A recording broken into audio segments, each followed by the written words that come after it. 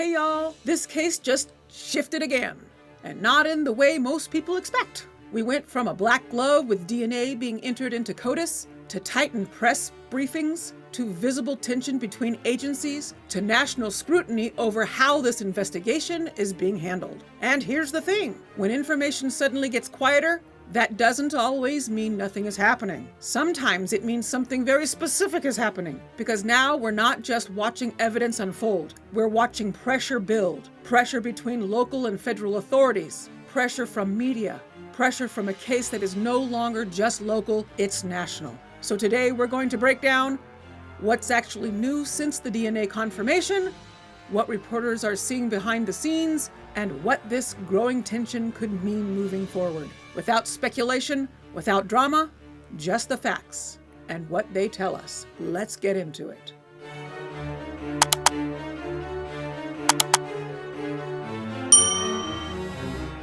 Now that the glove DNA has been confirmed and entered into CODIS, the tone of the investigation has noticeably shifted. Since that major forensic milestone, there have been additional developments. Not necessarily breakthroughs, but changes in posture, messaging, and coordination. Law enforcement has continued to emphasize that the investigation remains active, no arrests have been made, the DNA profile is still being processed nationally. Authorities are following multiple leads. What's different now is the language. Officials are no longer speaking in broad generalities. They are being more measured, almost surgical in how they describe what's happening behind the scenes. There has been a tightening of information flow. Briefings have been shorter, statements have been more controlled, and specific operational details are noticeably absent. That doesn't mean nothing is happening. It means something very specific is happening and they are protecting it.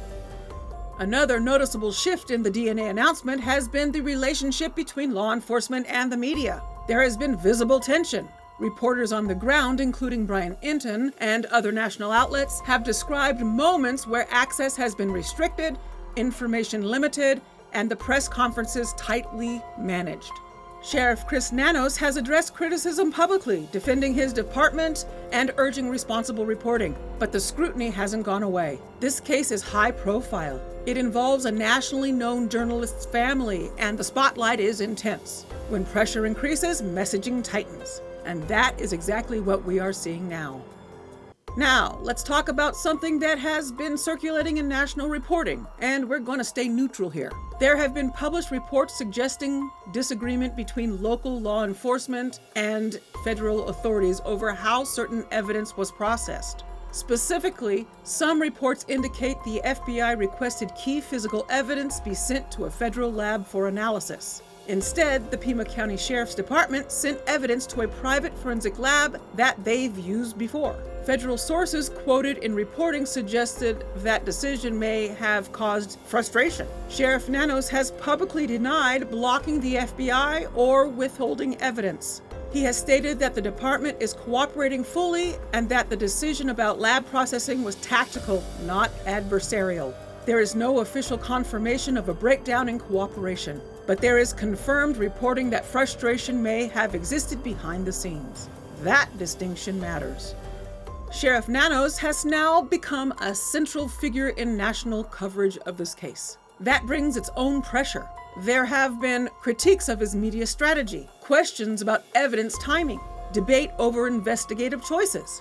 And while he has defended his department and denied any obstruction of federal involvement, the optics are being discussed heavily online.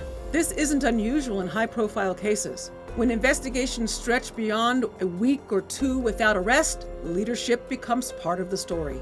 The sheriff has urged the public to avoid speculation and to allow investigators to work. At the same time, national reporting continues to analyze every move. So what does all this actually mean? Here's the neutral reality. There is no confirmed collapse in cooperation. There is no evidence the investigation is stalled. There is no verified breakdown between agencies. What we are seeing is pressure. Pressure from media, pressure from the public, pressure from national attention, and pressure inside a complex investigation involving forensic evidence, ransom communications, and federal coordination. When that happens, information gets tighter.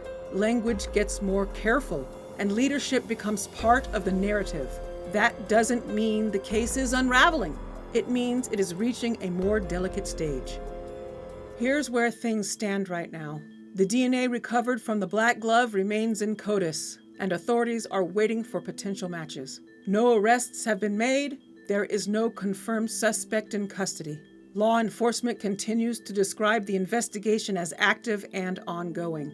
Reports of tension between agencies have not been officially confirmed as a breakdown, but scrutiny surrounding investigative decisions has increased. Media access appears more controlled, briefings are more measured, and public messaging has tightened significantly. At this stage, the case is not expanding outward, it's narrowing inward. That's an important distinction. We are in a phase where investigative steps are likely happening quietly. So until law enforcement confirms otherwise, the facts remain. No arrest, DNA processing underway, active investigation, heightened national attention, and we will continue to track it carefully. And that's it for this recap. Let me know your thoughts in the comments. Thank you for watching and supporting me.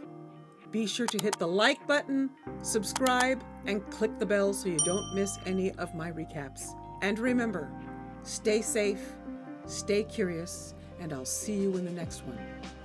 Bye, y'all.